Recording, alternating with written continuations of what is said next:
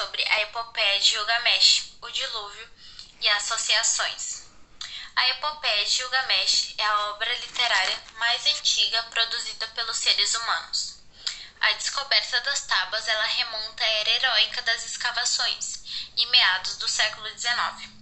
Os arqueólogos, então, eles conseguiram decodificar as informações que continham nas escritas, e então eles tiveram acesso à incrível história do rei Gilgamesh, da cidade de Uruk, lá da Suméria. Os sumérios eles foram os primeiros habitantes da Mesopotâmia a conhecer a escrita, e é na língua deles que foram escritas as mais antigas tábuas de Nippur relacionadas a Gilgamesh. A história do dilúvio ela não faz parte do ciclo de Gilgamesh na história suméria. Ela era um poema independente que tinha no papel de Noé um herói chamado Zil-Sudra, nome que significa ele viu a vida. Há também um dilúvio na Babilônia arcaica, no qual o herói chama-se Atrahasis. Nesse poema, a enchente ela é apenas a última de uma série de catástrofes enviadas para destruir a humanidade.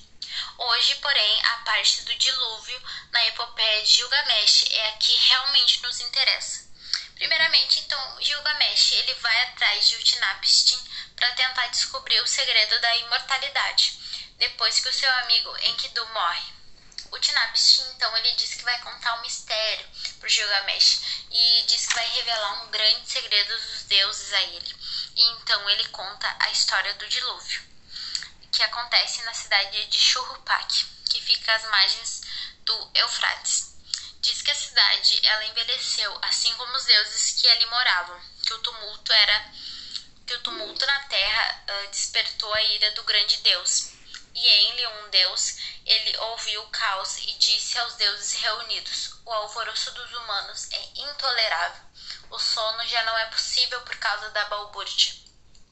Os homens estavam corrompidos e os deuses então concordaram em exterminar a raça humana. Porém, Ea avisou um homem por causa de sua promessa. Ela avisou esse homem por meio de um sonho, e nesse sonho Ea passou informações e até mesmo as medidas que a embarcação deveria ter, e disse para levar no barco a semente de todas as criaturas vivas. E logo no amanhecer, foi visto no horizonte uma nuvem negra enviada pelo Senhor da Tempestade, Haddad. A terra ela foi lavada então pela enchente, o desespero subiu ao céu, e tudo foi tão sério que, com o horror das tempestades, até mesmo os deuses ficaram assustados e fugiram para a parte mais alta do céu. Tudo foi tão violento, o dilúvio foi tão horrível e catastrófico, que os deuses, vendo aquilo que inicialmente eles tinham concordado, eles entraram em desespero, eles ficaram isolados vendo tudo aquilo de camarote. E eu diria que se eles pudessem usar uma hashtag naquele momento seria #arrependidos. O barco, então, que ficou pronto em 7 dias, ele suportou as tempestades que duraram 6 dias e 6 noites. E na alvorada do 7º dia, o temporal ele finalmente se acalmou. Só que por mais 6 dias o barco ficou encalhado numa montanha. E no 7º dia, então, foi solta uma pomba, e depois foi solta uma andorinha e, por último, um corvo. Esse não retornou ao barco. Então, o barco foi aberto e foi preparado um sacrifício. Foi derramado vinho sobre o topo da montanha em oferenda aos deuses. E esses, quando sentiram um doce cheiro, eles se juntaram todos sobre o sacrifício. Só que quando Enlil chegou, ele viu o barco e ele ficou furioso com os deuses e disse que ninguém deveria ter escapado, nenhum humano deveria ter escapado vivo. Enlil foi então questionado por alguns outros deuses sobre como ele pôde fazer algo sem o consentimento de Ea e provocar um dilúvio inconsequente como aquele.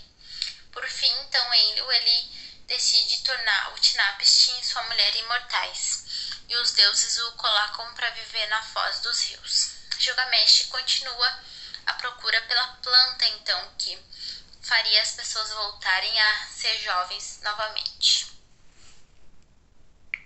Oi gente, tudo bem? Então, depois de ouvirem sobre um dos episódios da epopeia de Gilgamesh, Vou contar, ou melhor, irei destacar algumas curiosidades entre o dilúvio apresentado nessa história e um outro muito famoso, que é aquele apresentado no primeiro livro da Bíblia, o Gênesis.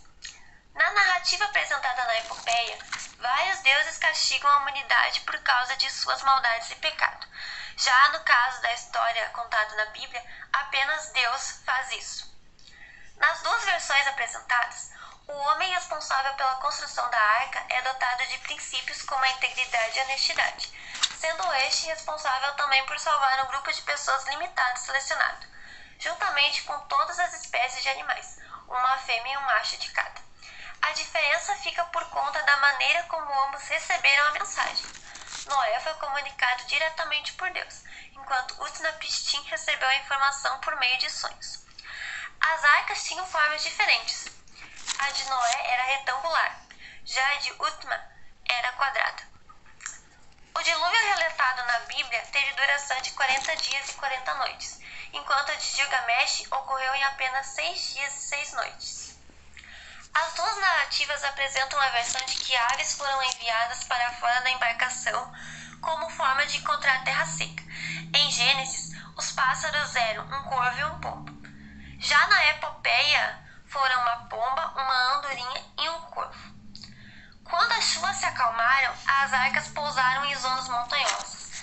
A arca de Noé em Aratar e a arca de Utna em Nícia. A distância entre as duas é de cerca de 300 milhas. Outro fato interessante é que após o fim do dilúvio, foram oferecidos sacrifícios ao Criador. Essa passagem se encontra nas duas narrativas. Além disso, tanto os deuses como Deus se agradaram dos sacrifícios oferecidos. Noé e Utna foram agraciados, porém de formas distintas. Noé recebeu a missão de repovoar a terra, enquanto Utna conquistou a vida eterna. E, por fim, Deus fez uma promessa de que não iria mais destruir a humanidade usando a água como principal arma.